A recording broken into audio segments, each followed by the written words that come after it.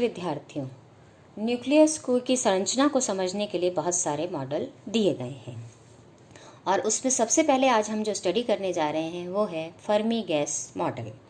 अब Fermi gas model की मुख्य अवधारणाएं, बेसिक कॉन्सेप्ट्स क्या हैं, इसके बेसिक पोस्टुलेट्स क्या हैं। सबसे पहला तो ये कि नाभिक में जो न्यूक्लियनों का व्यवहार है वो फ्री पार्टिकल के समान है और फ्री पार्टिकल है तो किसी से भी अन्योन्य क्रिया ना आपस में दुर्बल अन्योन्य क्रिया करेगा या नगण्य अन्योन्य क्रिया करेगा। और ये इसलिए हम ये मान सकते हैं कि नाभिक जो है वो में जो कण है, न्यूक्लियॉन्स हैं, वो परस्पर दुर्बल अन्योन्य क्रिया कर रहे हैं। और चूंकि मेरे पास जो प्रोटॉन और नाभिक है उनकी स्पिन अर्धपूर्णांक होती है तो ये मेरे पास फर्मी डिराक सांख्यिकी का पालन करेंगे और ये फर्मियान कहलाएंगे। यानी हम इसको कह सकते हैं कि जो नाभिक है वो फर्मियानों का एक निकाय है, फर्मियानों की एक गैस उसमें भरी हुई है। और चूंकि ये फर्मियान है इसलिए पाउली अपवर्जन नियम का भी पालन करेंगे। और पाउली अपवर्जन नियम से हम जानते हैं कि किसी भी ऊर्जा स्तर में समान क्वांटम संख्या के पार्टिकल नहीं हो सकते, कोई ना कोई एक क्वांटम संख्या उनकी डिफर होनी चाहिए। ऐसे दो पार्टिकल इसमें किसी भी ऊर्जा स्तर में आ सकते हैं। अब यहाँ पर हमने ये भी मान लिया कि आपके पास जो नाभिक है वो एक उचित मान के व्यास के गोलीय विभव कूप में गति कर रहा है और जिसके अंदर तो विभव नियत है इस विभव कूप के अंदर, और पृष्ठ पर एक शार्प पोटेंशियल मुझे मिलता है। तो कोई भी न्यूक्लियन पृष्ठ से बाहर आने के लिए उसको बहुत सारी ऊर्जा चाहिए, जिसे हम बंधन ऊर्जा के रूप में भी हमने व्यक्त किया था। अब न्यूक्लियन जो ऊर्जा स्तरों में भरे जा रहे हैं नाभिक के अंदर वो पेयर वाइज भरे जा रहे हैं और पेयर वाइज भरने में किसका पालन कर रहे हैं? पाउली के अपवर्जन नियम का पालन कर रहे हैं। और उच्चतम जो भरा हुआ ऊर्जा स्तर है वो कहलाता है फर्मी ऊर्जा स्तर। और इस प्रकार से हम ये मान रहे हैं कि नाभिक में फर्मी गैस भरी हुई है और ये दो प्रकार की हो जाएगी, एक प्रोटॉन की गैस और दूसरी न्यूट्रॉन की गैस। अब यहाँ पर इसलिए दोनों के संगत विभव कूप में हम मान सकते हैं कि दो भाग होंगे, एक प्रोटॉनों युग्म से भरा हुआ ऊर्जा स्तरों का भाग होगा विभव कूप में और दूसरा भाग होगा न्यूट्रॉनों के युग्म से भरा हुआ भाग। अब इनकी गहराई मुझे निकालनी है कि प्रोटॉन कूप की गहराई कितनी होगी, न्यूट्रॉन कूप की गहराई कितनी होगी जब इन दोनों की संख्या नाभिक में समान होती है और जब इन दोनों की संख्या समान नहीं होती है। अब इस विभव कूप की गहराई को ज्ञात करने के लिए सबसे पहले हम ये मान रहे हैं कि मेरे पास नाभिक में प्रोटॉन और न्यूट्रॉनों की संख्या बराबर है जो कि a/2 के बराबर है।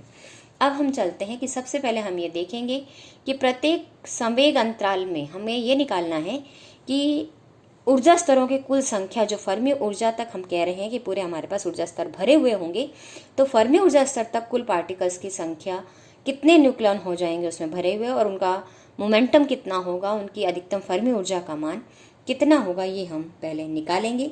तो इसको निकालने के लिए हमने मान लिया, अब हम स्टैटिस्टिक्स के कुछ कॉन्सेप्ट्स को यहाँ यूज़ कर रहे हैं। तो हमने मान लिया कि हम ये जो आयतन निकाल रहे हैं, यानी ये जो नाभिक में हम ऊर्जा स्तरों की बात कर रहे हैं, उसके लिए हम कल्पना करते हैं एक कला निर्देशांक की, यानी फेज स्पेस की। और उस फेज स्पेस में जो आयतन है किसी भी सेल का या ऊर्जा स्तर का, वो किससे दिया जाता है? h³ से दिया जाता है। और प्रत्येक ऊर्जा स्तर में चूंकि दो विपरीत स्पिन के एक न्यूक्लियन युग्म उपस्थित हो सकते हैं, इसलिए स्टैटिस्टिक्स के अनुसार प्रत्येक संवेग अंतराल में जो न्यूक्लियन स्तरों की संख्या है, या यहाँ न्यूक्लियन स्तरों की संख्या कहूँगी तो यहाँ 2 से मल्टीप्लाई नहीं करूँगी, और न्यूक्लियनों की संख्या कहूँगी तो मैं यहाँ से 2 से मल्टीप्लाई कर दूँगी। तो प्रत्येक संवेग अंतराल में ये जो संख्या है यानी dt dp का मान जो मुझे मिल जाता है, यहाँ nt क्यों लिखा मैंने कि टोटल है ये संख्या न्यूक्लियनों के, जिसमें प्रोटॉन भी समाहित हैं और न्यूट्रॉन भी समाहित हैं। तो ये मान मुझे मिल जाता है 2 × 4πp² डिवाइडेड बाय h³, या फिर यहाँ से मुझे ये मान मिल जाता है क्योंकि h× को हम h/2π कहते हैं, तो h का मान 2π h× मैंने यहाँ रख दिया, तो ये हो जाता है 2 × 4πp²/2π h× का होल क्यूब। तो प्रत्येक संवेग अंतराल में जो कुल न्यूक्लियनों की संख्या है वो होगी vp²/π²h³। तो अब यहाँ से हम चलते हैं, तो यहाँ v क्या है? नाभिक का आयतन है। p क्या है? उसका संवेग है। तो अधिकतम जो संवेग होगा, क्योंकि ऊर्जा मैक्सिमम जो ऑक्यूपाइड ऊर्जा लेवल है वो फर्मी ऊर्जा तक है, इसलिए जो उसके संगत संवेग होगा फर्मी ऊर्जा के संगत, वो फर्मी संवेग होगा। और उस फर्मी संवेग का मान हम निकाल सकते हैं, क्योंकि ऊर्जा सिर्फ क्योंकि पार्टिकल जो है वो मुक्त कण है, फ्री पार्टिकल है, तो उसमें पोटेंशियल एनर्जी नहीं होगी, सिर्फ काइनेटिक एनर्जी होगी। इसलिए काइनेटिक एनर्जी को मैं लिख सकती हूँ E=p²/2m। तो उससे मैं संवेग का मान, फर्मी संवेग का मान निकाल सकती हूँ, और वो हो जाएगा 2m E⁴, जहाँ m का है न्यूक्लियॉन का द्रव्यमान है। अब यहाँ पर अगर मैं देखूँ तो आपके पास चूंकि फर्मी ऊर्जा स्तर के सबसे जो ऊपर के स्तर हैं वो खाली हैं, उसके नीचे के स्तर सब भरे हुए हैं, तो इस अधिकतम संवेग को प्राप्त करने वाले न्यूक्लियनों की जो संख्या होगी, यानी NT को अगर मैं इसके लिए सॉल्व करूं तो इसका इंटीग्रेशन मैं कर रही हूं किसके साथ, DP के साथ। तो कुल संख्या निकालने के लिए इस समीकरण का मैंने इंटीग्रेशन कर दिया है। और संवेग कहाँ से कहाँ तक, मैक्सिमम संवेग 0 से शुरू होकर मैक्सिमम संवेग कहाँ तक जाएगा, फर्मी संवेग तक। तो यहाँ पर अब इसका समाकलन हम करते हैं। तो dNT/dP का मान मैंने पहले निकाला है सांख्यिकी से, Vp²/π² इंटू DP, यहाँ क्योंकि DP के साथ हम इंटीग्रेशन कर रहे हैं तो ये मान मुझे मिल जाता है, क्योंकि ये सब तो कांस्टेंट है, p²dp का इंटीग्रेशन होगा तो p³ और लिमिट लगाएंगे तो ये बन जाएगा pF³ तो ये मान हमने NT का यहाँ पर निकाल लिया है कि अधिकतम संवेग को प्राप्त करने वाले न्यूक्लियनों की संख्या कितनी होगी। तो यहाँ से मैं संवेग का मान भी बता सकती हूँ। तो संवेग का मान हो जाएगा आपके पास, क्योंकि यहाँ पर क्यूब है तो 3π² h⁻³ into NT divided by VP F³ है, तो पावर 1/3 करते ही मुझे PF का मान मिल जाएगा। और ये मान मिल जाता है 3π² h⁻³ पावर 1/3 NT/V की पावर 1/3। तो यहाँ से फर्मी ऊर्जा भी पुनः p²/2m से मैं निकाल सकती हूँ। तो pF² का मान रख दिया है, अपॉन 2m कर दिया, तो मुझे ये मान मिल जाता है 3π² h⁻³ की power 2/3 divide by 2m NT/V की पावर 2/3। और ये NT/V हो गया एकांक आयतन में न्यूक्लियनों की संख्या, यानी न्यूक्लियन संख्या घनत्व है, जिसको मैंने स्मॉल nt से दिखा दिया है।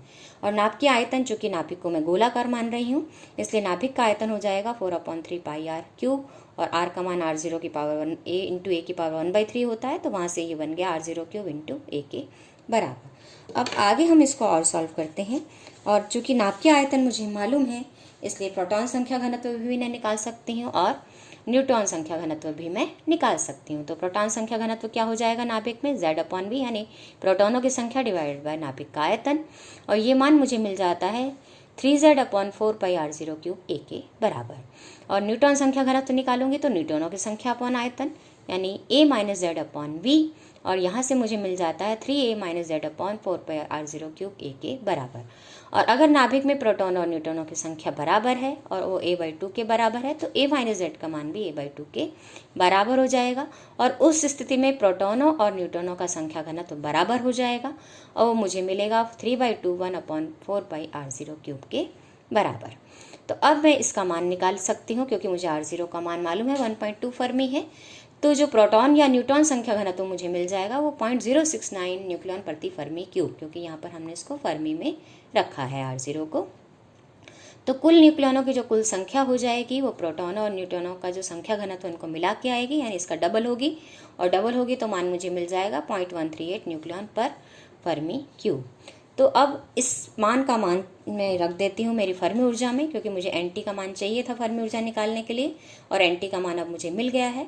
तो अब यहाँ पर ये NT का मान मैं रख दूँ, या फिर एक काम और भी कर सकते हैं हम कि अब यहाँ पर h×m NT ये सब मुझे पता चल गए हैं, इन सब का मान हमने रख दिया। MBP में भी रखा जा सकता है, MKS सिस्टम में भी रखा जा सकता है, किलोग्राम मीटर वगैरह जूल में भी रखा जा सकता है। तो यहाँ हमने h× का मान 1.054 इंटू 10⁻³ 34 जूल सेकेंड में रखा है। और मास ऑफ प्रोटॉन और न्यूट्रॉन मुझे मालूम है 1.6749 इंटू 10⁻27 kg होता है। NT का मान मैं निकाल चुकी हूँ, चूँकि यहाँ फर्मी क्यूब में था, इसको मैंने मीटर क्यूब में कन्वर्ट कर दिया है। तो ये हो जाएगा 0.138 इंटू 10⁻45, ये प्लस की है, ध्यान दें। तो ये प्लस की है, इसका मतलब ये बता रहा है कि न्यूक्लियन संख्या घनत्व कितना अधिक है नाभिक में। और जब इतना अधिक न्यूक्लियन संख्या घनत्व एक ही स्मॉल आयतन में होगा, छोटे से एरिया में होगा, तो इसका मतलब बल कैसे हैं, इसका मतलब बहुत प्रबल हैं जो उनको बांधे हुए हैं। अब यहाँ पर EF का मान मैं निकाल लेती हूँ इन सबको रख के, तो मुझे मिल जाता है लगभग ये जूल में निकाला है मैंने 0.533 इंटू 10⁻11 जूल, और इसको मैं कन्वर्ट करती हूँ एमईवी में तो मुझे मिल जाता है 33 एमईवी के बराबर। तो इसके संगत संवेग भी मैं √2 MEF के से निकाल सकती हूँ, और वो मुझे मिल जाता है 250 MEV पर C/C किया है मैंने, तो यहाँ पर ये मुझे मिल गया है संवेग का मान, यानी संवेग भी बहुत अधिक है। अब हम चलते हैं, अब हमने ये देखा कि आपके पास जो प्रोटॉन हैं उन पर प्रतिकर्षण बल भी लगता है, कूलाम का प्रतिकर्षण बल भी लगता है, इसलिए उनकी उस कूप की गहराई क्या हो जाएगी, कम हो जाएगी, क्योंकि ये बंधन ऊर्जा को कम करता है। तो बंधन ऊर्जा मेरे पास, अगर हम ये मान लें कि आपके पास ये मान नगण्य है, तो उस स्थिति में प्रोटॉनों और न्यूट्रॉनों का विभव कूप क्या हो जाएगा, विभव कूप की गहराई क्या हो जाएगी, समान हो जाएगी।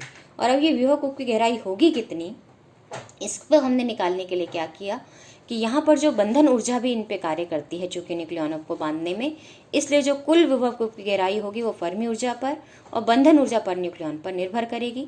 और फर्मी ऊर्जा है मेरे पास 33 और बंधन ऊर्जा पर न्यूक्लियन है 8 MeV, तो दोनों को जोड़ के विभव कूप की कुल गहराई मुझे मिल जाएगी 41 MeV के बराबर।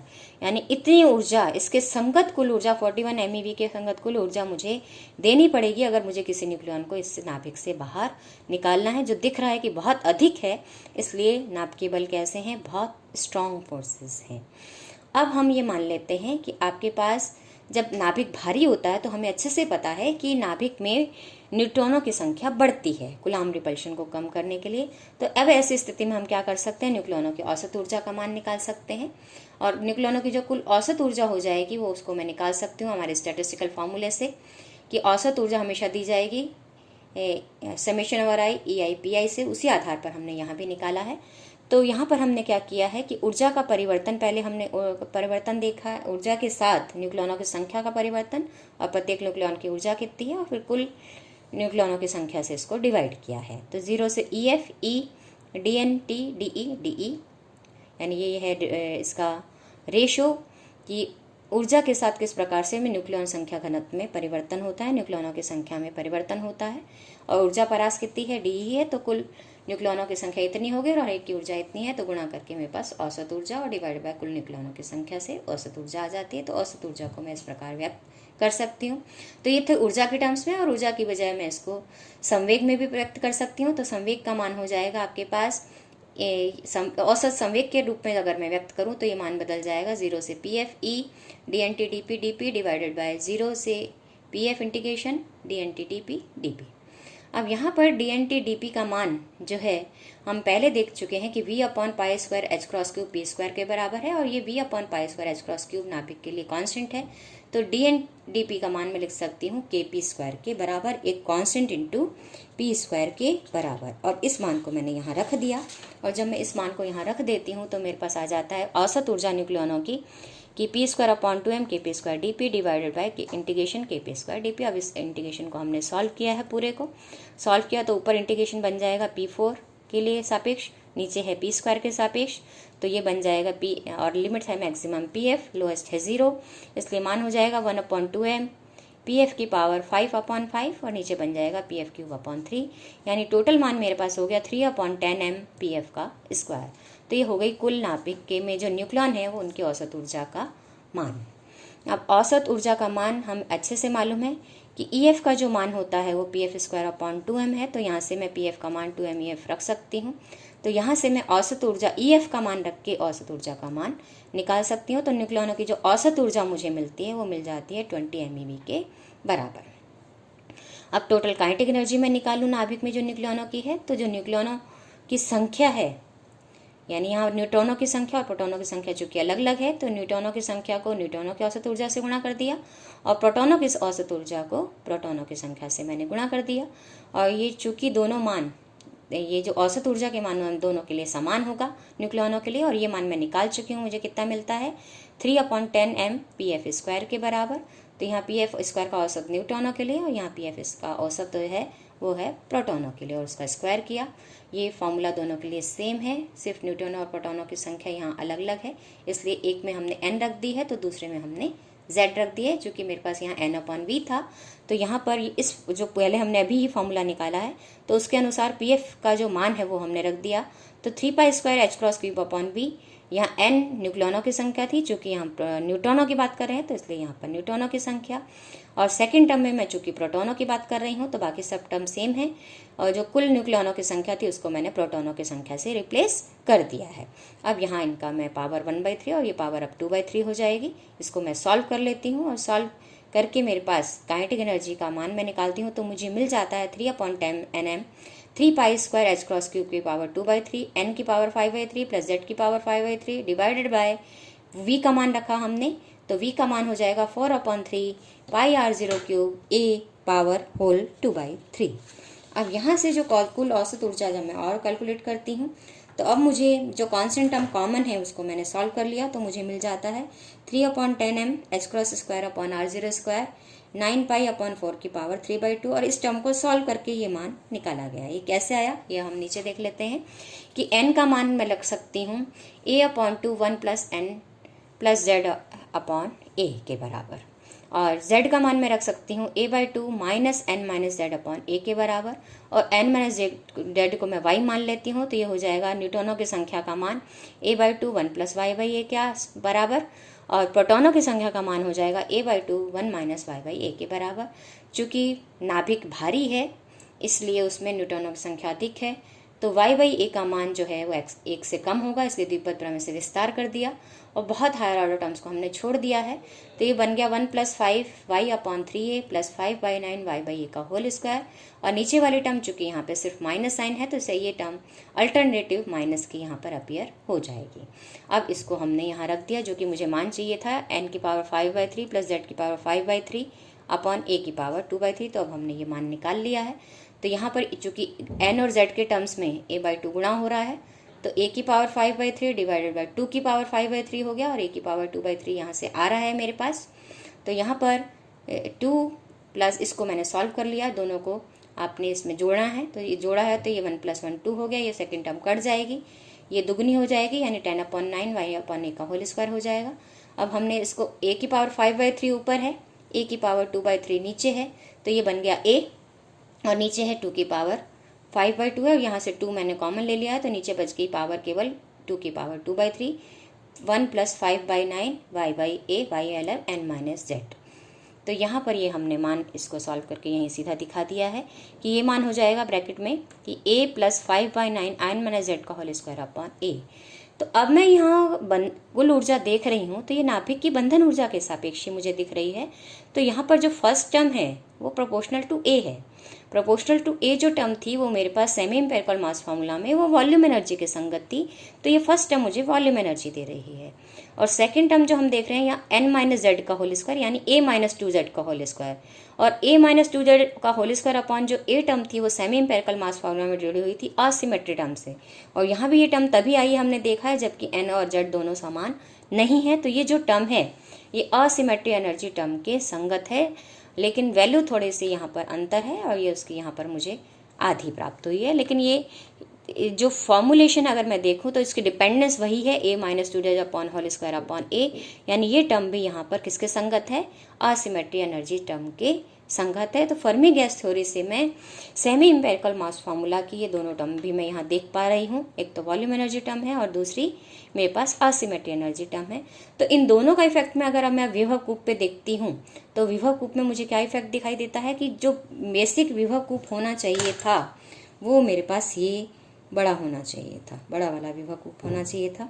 लेकिन यहाँ पर अब चूंकि मेरे पास प्रोटॉनों और न्यूट्रॉनों की संख्या अलग अलग है तो एक न्यूट्रॉनों का वेल दिखाया है, दूसरा मैंने प्रोटॉनों का वेल दिखाया है, और प्रोटॉनों का वेल का जो मूल के साथ जो अंतर होगा यानी कि यहाँ बंधन ऊर्जा इसकी कम होगी, पोटेंशियल इसका कम हो जाएगा, क्यों, कूलम्बियन रिपल्शन के कारण। तो ये जो गैप है दोनों का ये दिखा रहा है, दोनों स्तरों का जो गैप है ये कूलम्बियन एनर्जी के कॉरस्पॉन्डिंग है प्रोटॉन वेल में।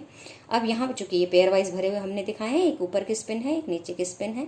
अब यहाँ पर नाभिक के पोटेंशियल वेल के दूसरे हिस्से में हमने न्यूट्रॉनों का वेल दिखाया है, इसमें भी वही कि पेयर वाइज भरे हुए हैं, एक का स्पिन अप है तो दूसरे की डाउन है, और इसमें भी जो नाभिक का मूल स्तर है उससे इसका ये कूप की जो गहराई है उससे थोड़ी सी कम है। क्यों, क्योंकि असिमेट्री जो एनर्जी टर्म है उस असिमेट्री एनर्जी टर्म के कारण भी बंधन ऊर्जा में क्या आ जाती है, कमी आ जाती है। तो ये थोड़ा सा आपके पास जो वेल है वो यहाँ पर भी कम दिखाया जाता है। कूलाम्बियन एनर्जी से ज़्यादा कमी आ रही है, असिमेट्री एनर्जी टर्म से कम में कमी आ रही है, थोड़ी कम कमी आ रही है बंधन ऊर्जा में। तो ये दोनों ऊर्जा स्तर जो है नाभिक के मूल पोटेंशियल से थोड़े से, दोनों के ऊर्जा स्तर थोड़े से उठे हुए हैं। तो कूलाम्बियन के लिए प्रोटॉनों के लिए बंधन ऊर्जा दिख रही है फर्मी गैस मॉडल से कम है, जबकि और यहाँ पर जो फर्मी गैस मॉडल से मुझे न्यूट्रॉनों की ऊर्जा मिल रही है वो प्रोटॉनों की अपेक्षा अधिक है। तो इस प्रकार से हम प्रोटॉनों का जो इलेक्ट्रॉनिक स्ट्रक्चर है वो फर्मी गैस मॉडल से दिखा सकते हैं। जब n=z नहीं है तो दोनों का अंतर, दोनों वैल्यू में अंतर है। एक में गहराई आपके पास कूलाम्बियन एनर्जी के अनुरूप कम हो जाती है, दूसरे में गहराई असिमेट्री एनर्जी टर्म से कम हो जाती है, लेकिन तब भी दोनों की गहराई में अंतर मुझे मिलता है। जबकि प्रोटॉन और न्यूट्रॉनों की संख्या समान हो और कूलाम्बियन एनर्जी टर्म और इन सब एनर्जी टर्म्स को हम नेग्लेक्ट कर दें तो दोनों वेल की गहराई मुझे समान प्राप्त होती है। तो ये है कि हम किस प्रकार से फर्मी गैस मॉडल के आधार पर नाभिक में पूरे इलेक्ट्रॉनिक स्ट्रक्चर को समझाते हैं। धन्यवाद।